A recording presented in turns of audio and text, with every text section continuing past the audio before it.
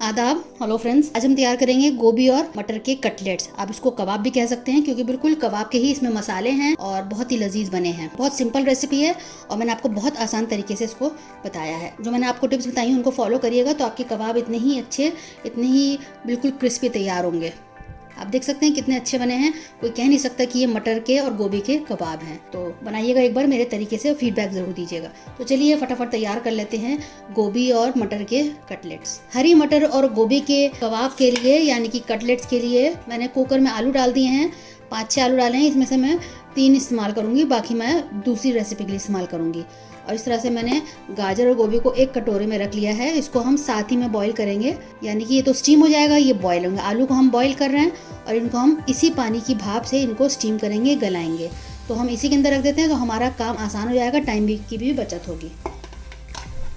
तो इस तरह से मैंने इसमें रख दिया है। मटर मैंने 200 ग्राम ली है, छीलने के बाद है ये 200 ग्राम क्वांटिटी। और गोभी भी मैंने 200 ग्राम ली है और मैंने साथ में रख दिया है। 4 विसल देंगे हम हाई फ्लेम पे और फिर बंद कर देंगे। इसमें आलू भी गल जाएगा और गोभी मटर भी स्टीम होके गल जाएंगे। तो इनको अब हम फ्लेम पे रखेंगे। अब आप देखें कि गोभी बहुत अच्छे से गल चुकी है।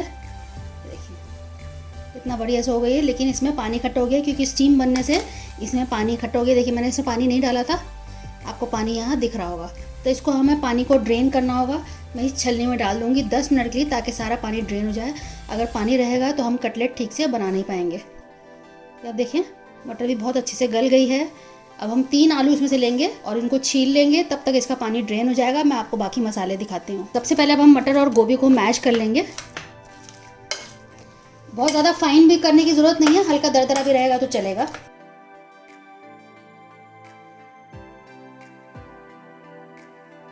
अब इसमें 3 आलूओं को मैश कर लेंगे।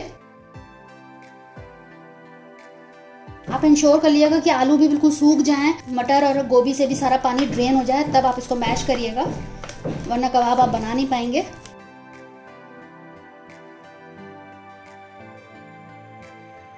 तो अच्छे से सब मैश हो गया है। अब इसमें कुछ खड़े मसाले जैसे कि अंडे जैसी प्याज है, हरा धनिया बारीक करके और 4 हरी मिर्च मैंने ली हैं।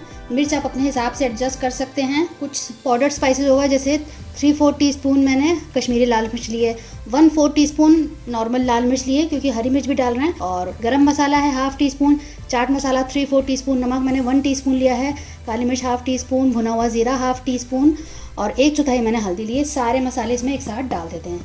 मिर्च मसाले आप अपने हिसाब से एडजस्ट कर सकते हैं। मैंने एक अदरक का छोटा सा टुकड़ा लिया है, इसको हम ग्रेट करके इसके अंदर डाल देंगे।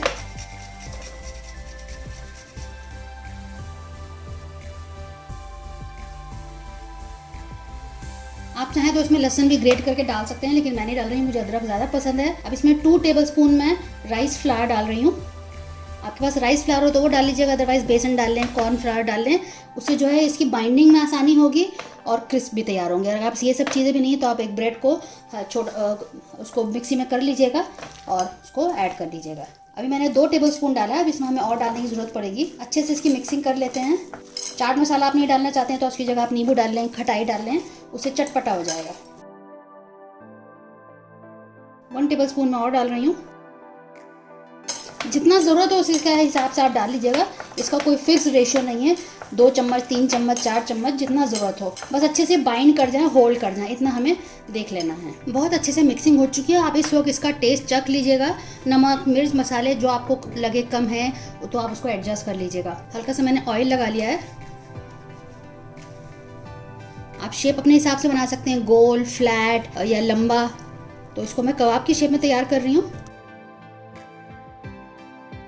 आप देखिए कितने बढ़िया तरीके से इसका डो तैयार हो चुका है मटर और गोभी का। तो इसी तरह से हम सारे तैयार कर लेते हैं। इस तरह से थोड़ा सा आप इसको रोल कर दें तो शेप इसकी अच्छे से आ जाएगी। तो इस तरह से हम सारे तैयार करके आपको दिखाते हैं। ये कबाब मैंने तैयार कर लिए हैं। अगर आपको इसको फ्रीज करना है तो इसमें मसाले मत ऐड करिएगा, बस जो आपने मैश किया है उसको आप फ्रीज में रख दें। पाउडर्ड स्पाइसेस डाल दें, लेकिन हरा धनिया, प्याज ये सब मत डालें क्योंकि प्याज पानी छोड़ता है, उससे खराब हो जाएंगे। तो जब टाइम पे आप बनाएं कबाब तब आप हरा धनिया और प्याज ये सब ऐड कर सकते हैं। अब इनको हम शैलो फ्राई करेंगे। तेल मैंने डाल दिया है शैलो फ्राई करने के लिए। तेल जब तेज गर्म हो जाएगा तब हम कबाब डालेंगे, क्योंकि अगर हल्का गर्म होगा तो टूटने का डर रहेगा, क्योंकि हर चीज उसमें पकी हुई है, बस उसको हमें फ्राई करना है, शैलो फ्राई। पहले पहले एक कबाब डाल के देख लेते हैं कि ये टूट तो नहीं रहा। अगर नहीं टूटेगा तो हम बाकी भी ऐड करेंगे। वैसे टूटेगा नहीं, क्योंकि हमने इसमें जो राइस फ्लावर डाला है वो बाइंडिंग का काम करता है और उससे क्रिस्पीनेस आती है बहुत ज़्यादा। बेसन और इन सब के मुकाबले राइस फ्लावर से ज़्यादा क्रिस्पीनेस आती है। तो देखिए ये टूट नहीं रहा है। अब हम बाकी भी डाल देते हैं। अभी 4 ही डालते हैं क्योंकि पलटने में आसानी रहेगी। एक पलट के देख लेते हैं। अभी हल्का ब्राउन हुआ है, इससे थोड़ा सा और हम डार्क करेंगे। अब फ्लेम को मैंने लो कर दिया है।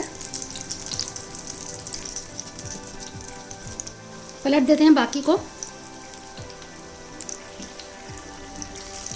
देखें कितने अच्छे से तैयार हो गए हैं और टूटे नहीं हैं और बहुत ज़्यादा क्रिस्प हैं। आप इनको एज अ स्टार्टर यूज़ कर सकते हैं, साइड डिश की तरह इसको आप यूज़ कर सकते हैं।